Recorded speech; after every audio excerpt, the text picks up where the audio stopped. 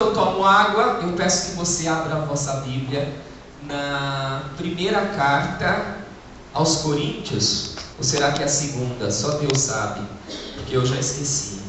Eu acho que é a segunda carta aos Coríntios 12. Isso, segunda carta aos Coríntios 12. Deus maravilhoso.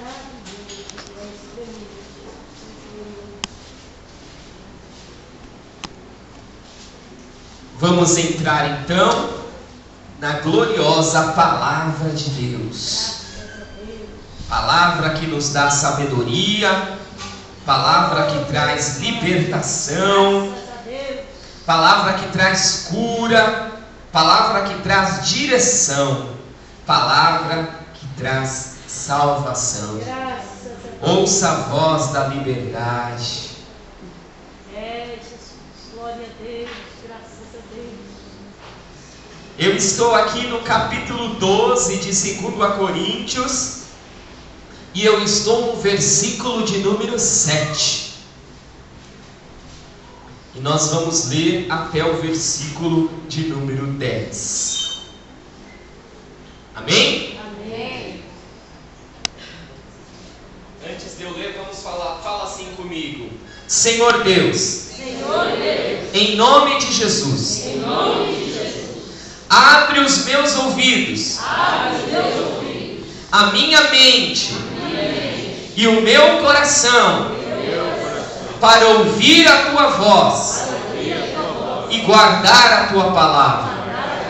Espírito Santo, faz um milagre e nesta noite usa o teu servo para falar comigo, em nome de Jesus.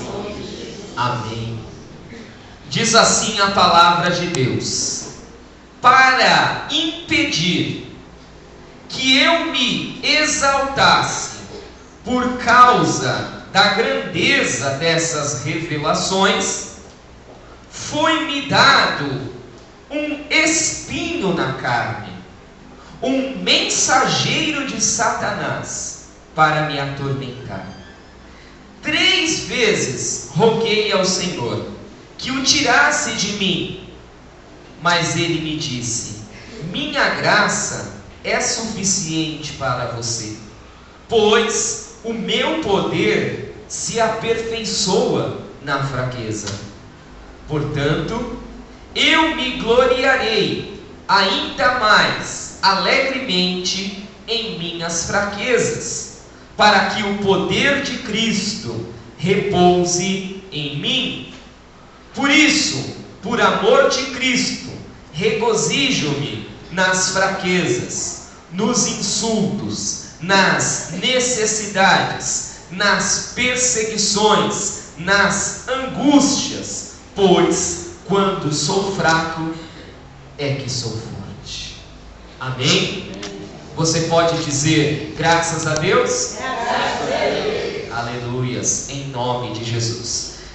Meus queridos, esta palavra é uma bênção do Senhor para as nossas vidas, porque é revelação dos céus para nós. É algo que o Espírito Santo quer comunicar aos nossos corações, a fim de que nós sejamos um povo vencedor, um povo vitorioso diante de todas as lutas e dificuldades que vêm nos afrontar a cada dia. Eu gostaria de ler este mesmo texto que você já ouviu na versão NVI. Agora eu vou ler este mesmo texto numa versão contemporânea. E eu quero que você preste mais atenção ainda, porque cada vez que nós formos falando, você vai ter um entendimento maior daquilo que Deus quer falar com você, daquilo que Deus quer fazer com você. Diz assim, versículo 7: por causa da grandiosidade daquelas revelações, para que eu não ficasse orgulhoso, recebi o dom de um obstáculo, que me mantém em contato permanente com as minhas limitações. O anjo de Satanás fez o melhor que pôde para me derrubar, mas o que conseguiu foi me pôr de joelhos diante de Deus, sem chance que eu ande de nariz empinado e orgulhoso. No princípio, eu não pensava nele como um dom, e pedi a Deus que o removesse. Repeti o pedido 3 vezes. Então ele me disse: minha graça é o bastante, é tudo o que você precisa. Minha força brota da sua fraqueza. Assim que eu ouvi isso, achei melhor me resignar. Desisti de ficar pensando nas minhas limitações e comecei a apreciar este dom. Foi uma oportunidade para que a força de Cristo trabalhasse na minha fraqueza. Agora eu enfrento com alegria essas limitações. E tudo que me torna pequeno, sejam abusos, sejam acidentes, oposições, problemas, simplesmente permito que Cristo assuma o controle. E quanto mais fraco eu me apresento, mais forte eu me torno. Amém? Você pode dizer graças a Deus? Graças a Deus. Amém. Queridos, nós precisamos entender que nós vivemos numa sociedade, e esta sociedade produz uma cultura, uma forma de se expressar, uma forma de entender a vida e o mundo. Por exemplo, nós estamos agora na semana de carnaval, não é isso?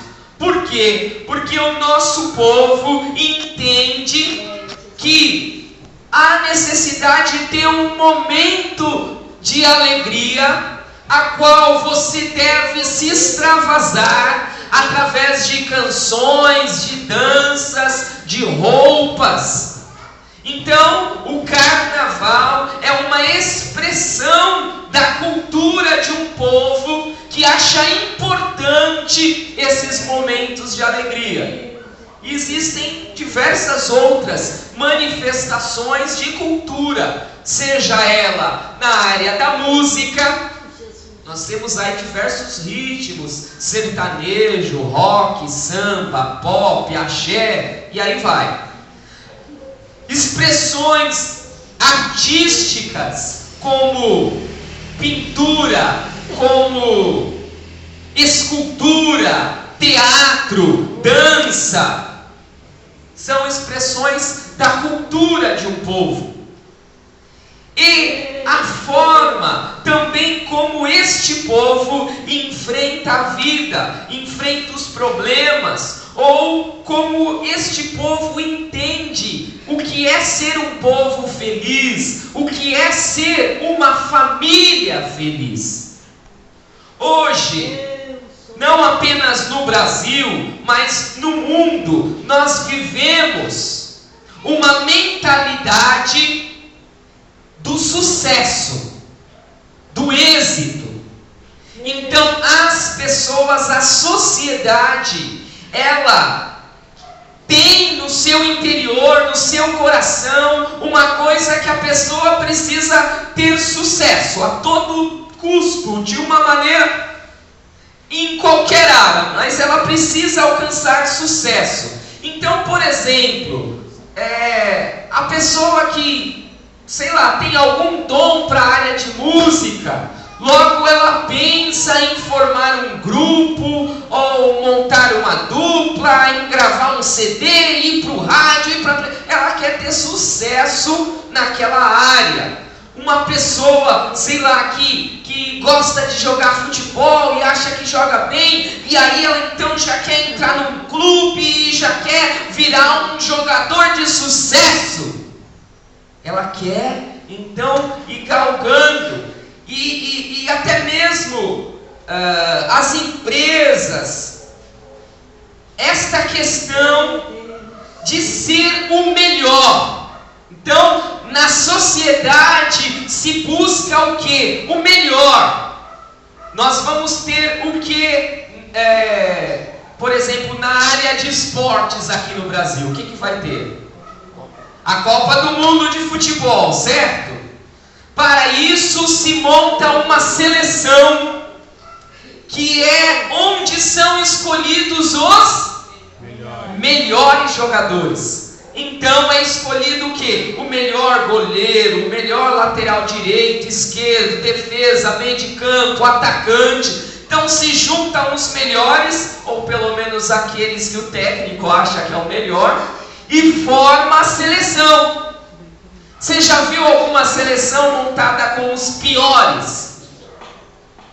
Aquele lateral que está jogando lá na terceira divisão, daquele time do interior, ele é chamado para a seleção? Não é, né, irmãos? Não é, né, irmãos? E assim também nas empresas. Você vai fazer um teste, aí vai lá, tem uma vaga, 2, 3, não sei, aparece 30 pessoas. Aí eles vão fazendo uma seleção. Aí faz teste, faz entrevista, psicotécnico, não sei o que, não sei o que lá, dinâmica, porque eles querem achar o melhor candidato. Se bem que nas empresas já se percebeu que nem sempre o cara que faz a melhor coisa é o melhor candidato.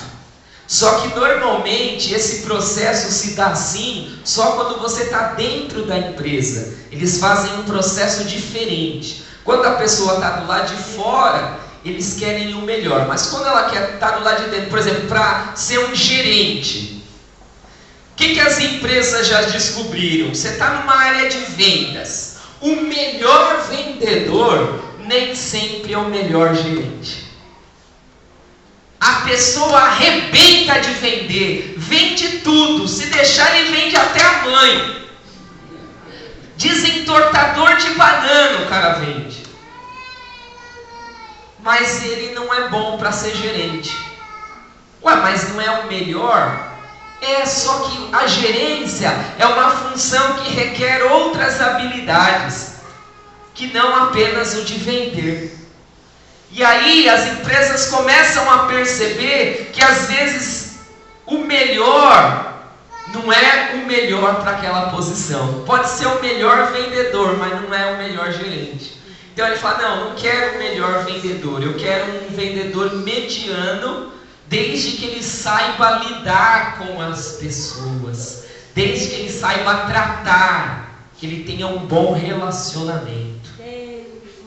Vai vendo aí. Por que eu estou falando isso, meus irmãos?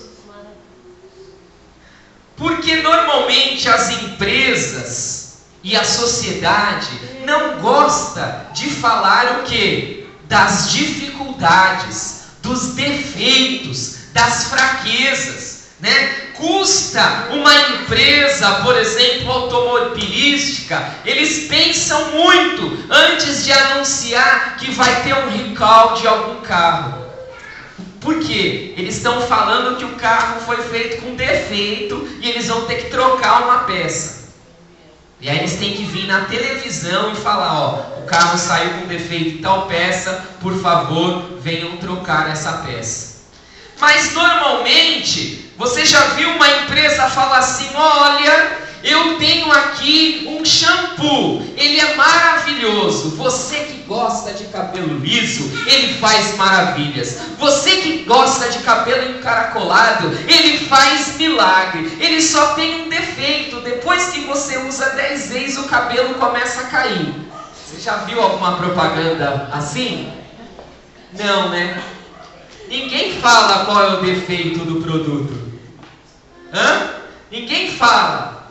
Venha para os cigarros Marlboro. Você fica tão elegante, tão bonito, e depois você tem problemas no pulmão, mas não liga para isso não. Você já viu alguma propaganda assim? Não, né? Porque ninguém fala qual é o problema, qual é o defeito. Todo mundo fala qual é a qualidade. Não é assim? E nós também não somos assim? Então os namorados, então. Só fala das coisas boas. Ninguém chega assim e vai namorar, olha, você está vendo, eu sou bonito aqui, um galã, falo muito bem, mas eu quero te dizer, eu estou com uma dívida de 10 mil, você quer namorar comigo? Ninguém faz isso, né? E assim, existe na nossa cultura uma ideia de que você ser totalmente transparente, aberto, sincero, falar das limitações, falar dos defeitos, falar dos erros, seja uma fraqueza, seja algo errado. Imagina! Tinha uma época que na igreja, se o pregador pedisse uma oração porque ele estava com algum problema, se o pastor falasse que ele precisava de oração, no dia seguinte os irmãos já queriam trocar de pastor. Porque como? O pastor tem problema? Como assim? Ele precisa de oração, mas eu pensei que ele não tivesse problema. E por quê? Esta cultura de que só existe qualidade, só existem pontos positivos, só existem coisas a serem elogiadas. Mas só eu e você aqui, só nós dois, eu e você, cá entre nós, só nós dois. Quantos defeitos e quantas qualidades você seria capaz de enumerar sobre você mesmo? O pessoal que vai procurar emprego sabe que essa é uma pergunta que cai, viu? O pessoal pergunta: você pode dizer quais são os suas principais qualidades? Você pode dizer quais são os seus principais defeitos? Essa pergunta cai em entrevista de emprego. Você sabe dizer, irmão, irmã, você sabe dizer quais são as suas principais qualidades? Você sabe dizer? Quem tem uma ideia mais ou menos que tem umas 5 qualidades? Ninguém tem nem 5 qualidades? Você não tem? Achei 2 pessoas ali. Quem sabe que tem pelo menos uma qualidade? Pelo menos uma qualidade você tem? Levanta a mão. Vamos começar. Você não tem nenhuma qualidade, irmão? Você não tem nenhuma qualidade, irmã? Você não sabe fazer um bolo gostoso? Isso é uma qualidade. Você sabe receber bem uma visita? Isso é uma qualidade. Você tem diversas qualidades. Você tem, com certeza, pelo menos uma qualidade. Às vezes uma pessoa, ela é um bom ouvinte. Fala, nossa, aquela pessoa é tão quieta, não fala nada. Mas às vezes é um bom ouvinte. Se você sentar do lado dela, ela presta atenção no que você está falando, não te interrompe quando você quer falar, faz algumas perguntas apropriadas para que você consiga continuar falando.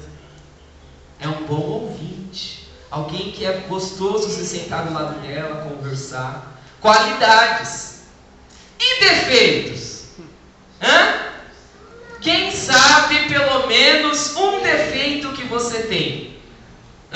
Quem tem aí pelo menos um defeito? Ixi, agora todo mundo está levantando a mão. Quem tem pelo menos um defeito? Eu estou sendo bom, né? Um defeito. Queridos, eu quero dizer para você uma coisa em nome de Jesus. Grave bem o que eu vou falar agora. Deus quer trabalhar com as suas qualidades e com os seus defeitos. Deus quer trabalhar com as suas qualidades e com os seus defeitos. Vou repetir: Deus quer trabalhar com as suas qualidades e com os seus defeitos. Tem crente que não cresce porque não apresenta os seus defeitos ao Senhor, não coloca no altar. Aí Deus só pode trabalhar com as qualidades. Aí se ele só recebeu um talento,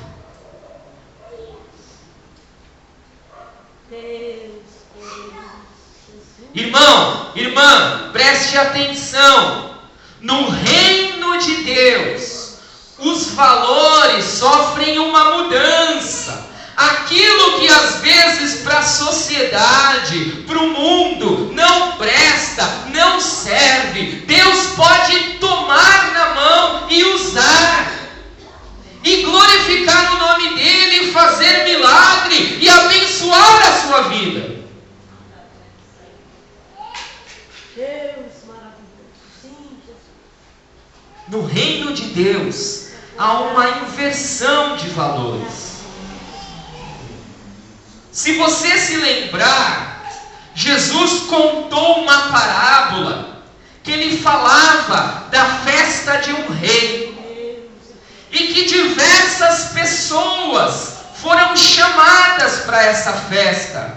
Eram reis, eram nobres, eram pessoas importantes, mas essas pessoas não atenderam o convite de Jesus.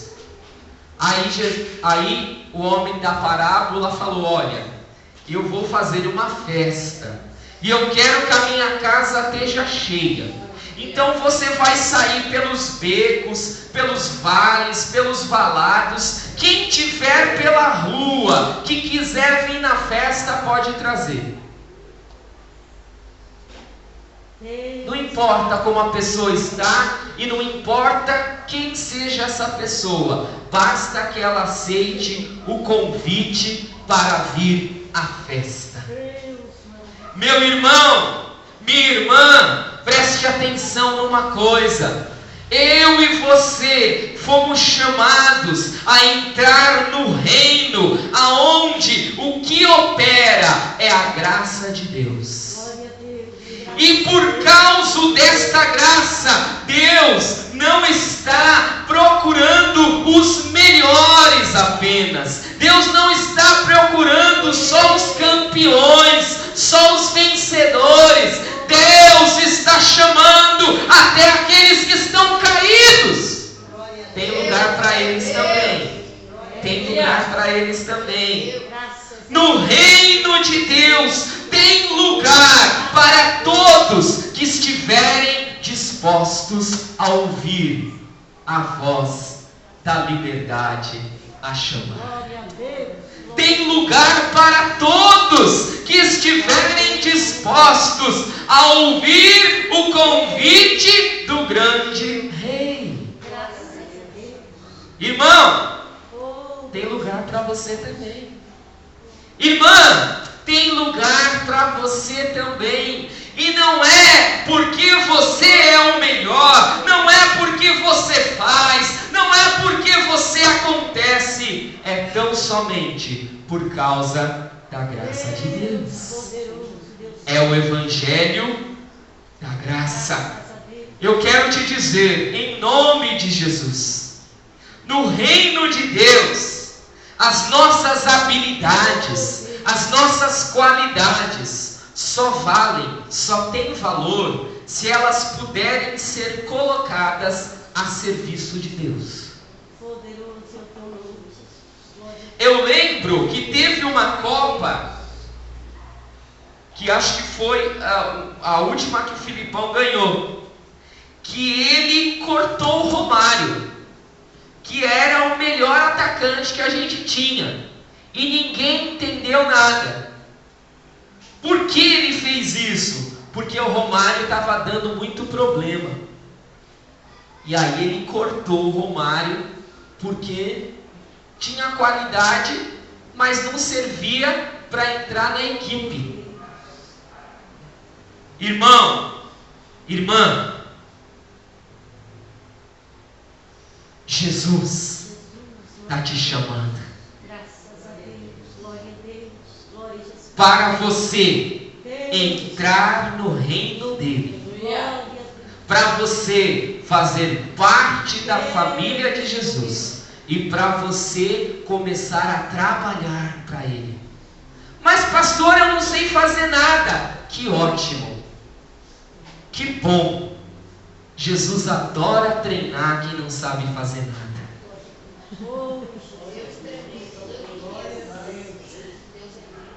Jesus adora trabalhar com quem não sabe fazer nada.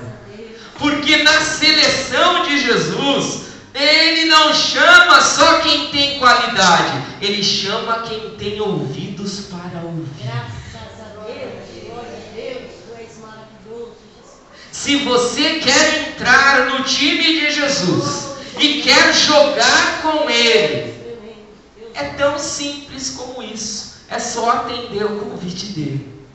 Ele chama e você... Mas não precisa, não precisa, não também. É só atender o convite. Porque no reino de Deus há uma inversão de valores. E as qualidades só são úteis se Ele puder usar. Se Ele puder usar, meu irmão, minha irmã, as suas qualidades só são úteis para o reino se Deus puder usar essas qualidades. Se você estiver disposto, se você estiver disposta a colocar a sua vida no altar e colocar as suas qualidades, os seus bens, os seus talentos e os seus tesouros diante de Deus. Mas não apenas isso, porque no reino de Deus, as fraquezas, os defeitos, as limitações também são importantes. Não é para você deixar os seus defeitos, não é para você ficar escondendo as suas fraquezas debaixo do pano e vir aqui para a igreja só falar das coisas boas que você fez. Pode vir também falar das suas dificuldades, pode vir falar das suas lutas, das suas aflições, pode vir também. Olha aí para o seu lado direito. Quem está no direito, olha para o esquerdo. Quem está no esquerdo, olha para o direito. Agora olha para frente. Olha para trás. Está vendo todas essas pessoas que estão aí com você? Você está vendo essas pessoas? Essas pessoas têm limitações. Essas pessoas têm dificuldades. Essas pessoas têm problemas. E sabe de uma coisa? Eu também tenho. E você também tem. Nós não precisamos ficar gastando a nossa energia para ficar fazendo pose. Tem crente que quando o problema aumenta, ele fica em casa. Porque ele diz que não pode aparecer na igreja com um problema tão grande desse. O que os irmãos vão pensar dele? Meu irmão, minha irmã, se você não puder vir na igreja quando você está com problema, aonde você vai?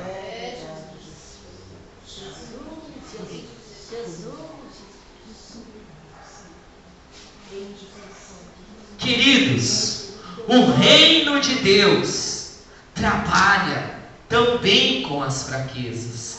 Por quê? Paulo vai nos mostrar isso. Na sociedade, o que importa é você ser o melhor disso, o melhor daquilo, o mais rico, o mais sábio, o mais famoso.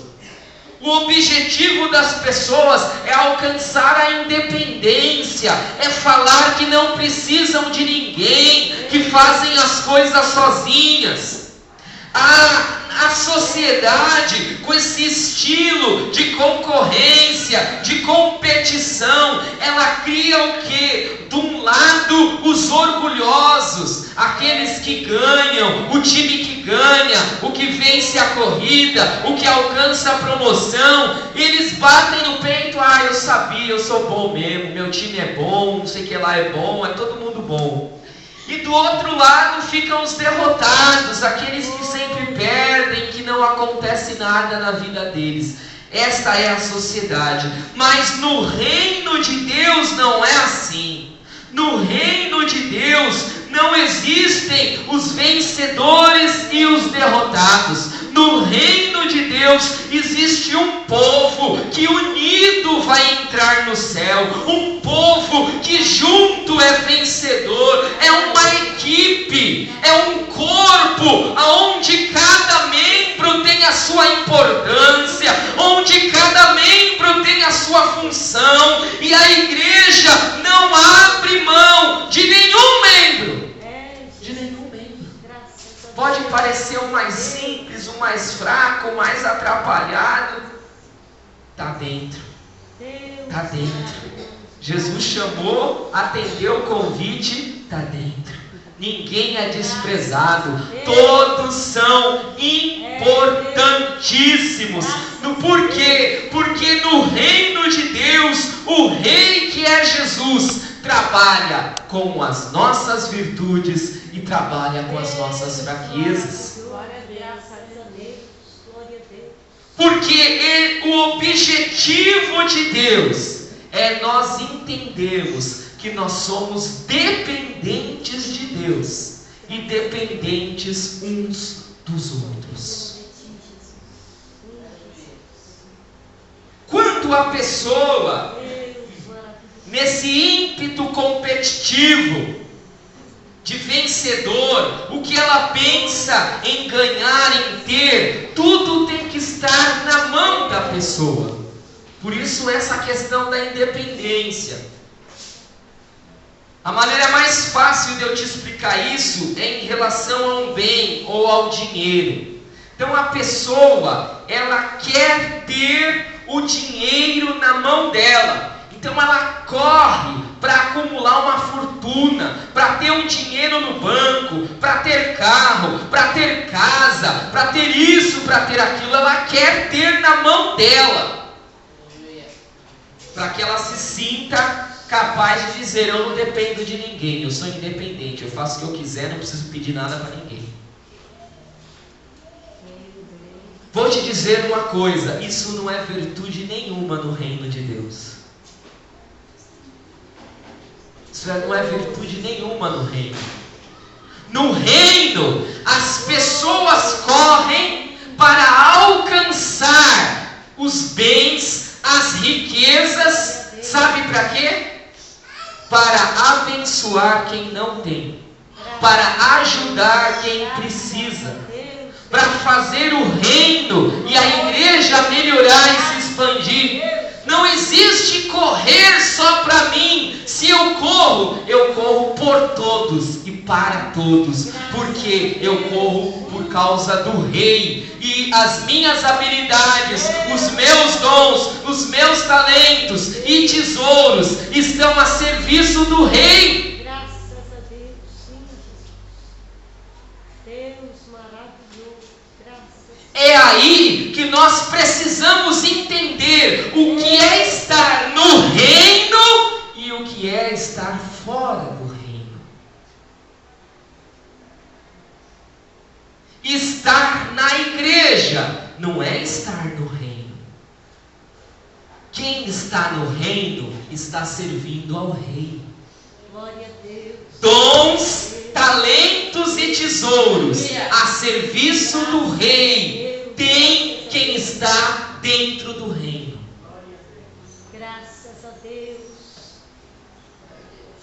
Jesus está chamando eu e você para entrar no reino. E este convite é de graça. É pela graça que Ele te salva, que Ele te lava, que Ele purifica dos seus pecados. É pela graça que Ele te leva para o céu. porque você não tem condições de fazer nada para merecer isso. Agora, se você vai atender esse convite da graça, é um convite onde toda a sua vida está nas mãos de Jesus. E os seus bens, talentos e tesouros a serviço do reino. Mas não apenas isso, as suas fraquezas, as suas lutas e as suas debilidades também estão a serviço do rei. Porque quando você entra no reino, ele pega toda a sua vida e usa para promover a glória dele. Paulo não tinha entendido isso.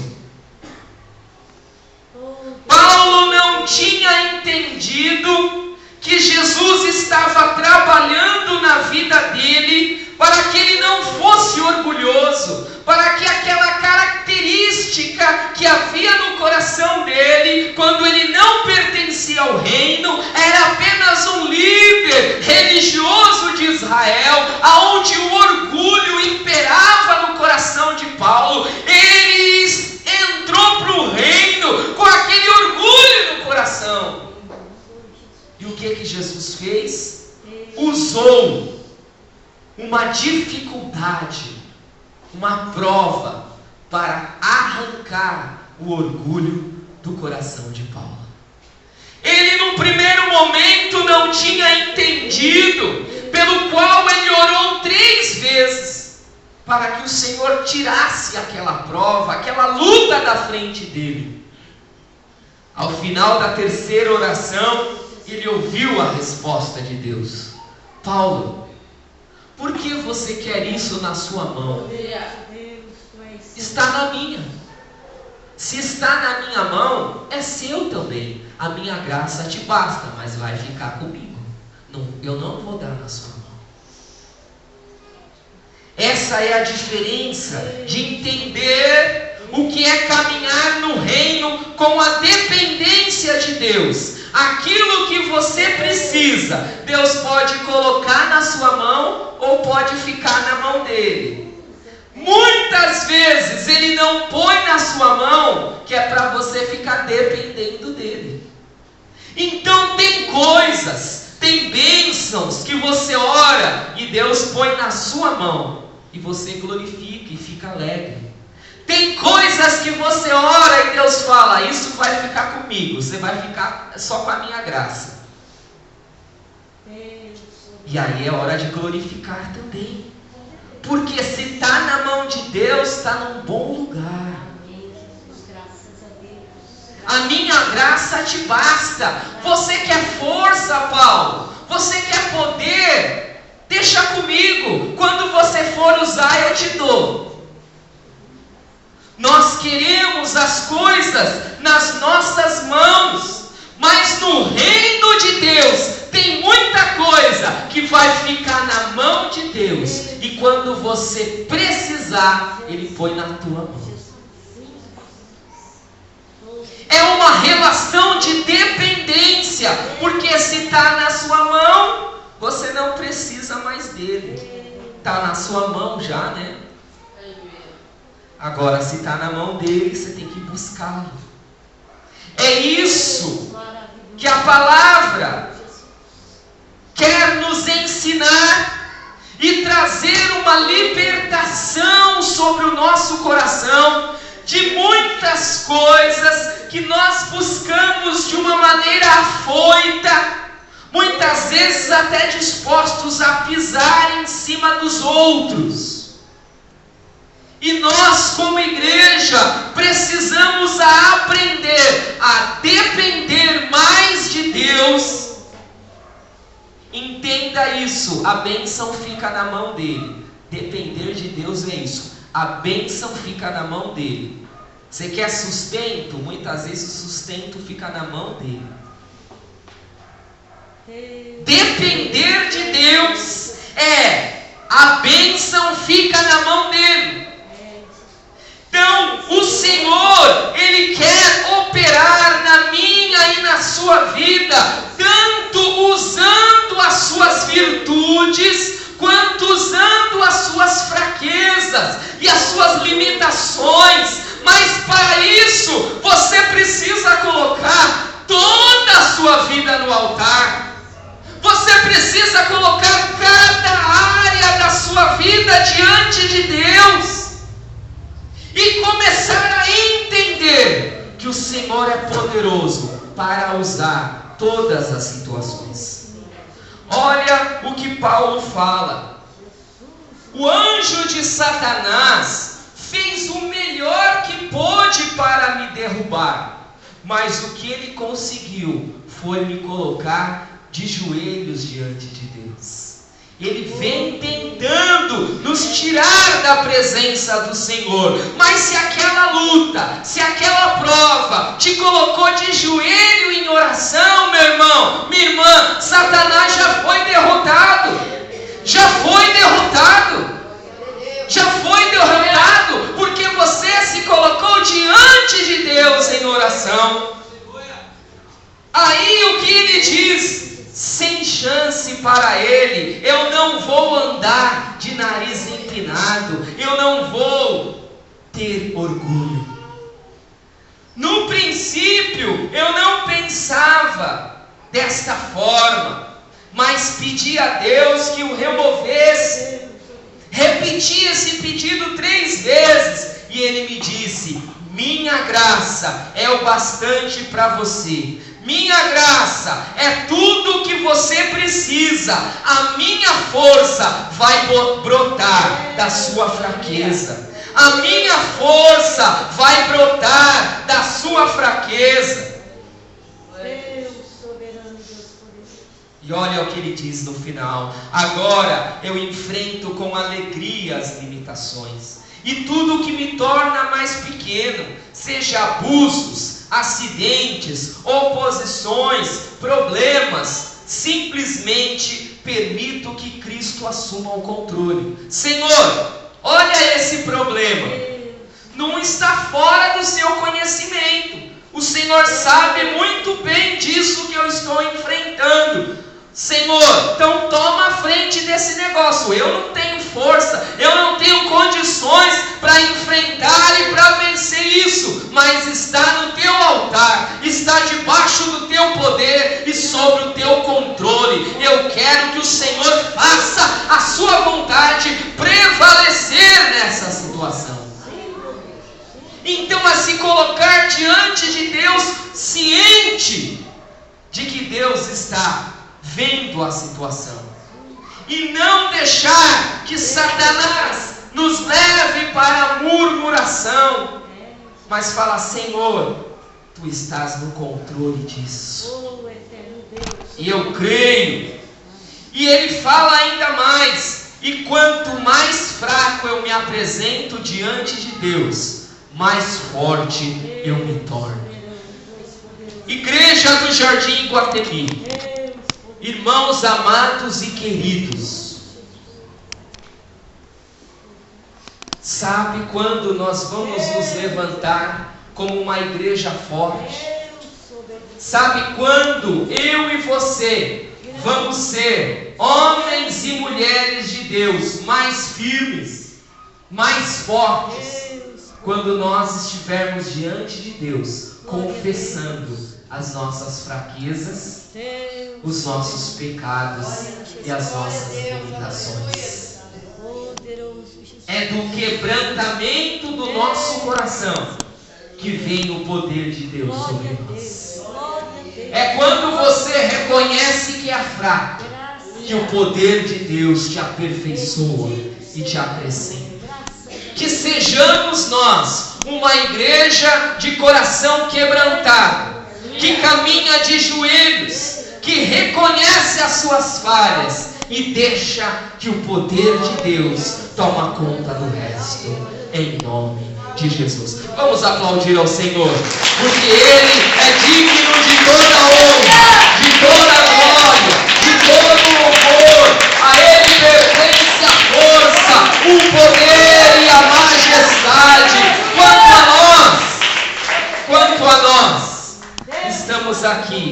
na dependência do Senhor. Sim, Jesus.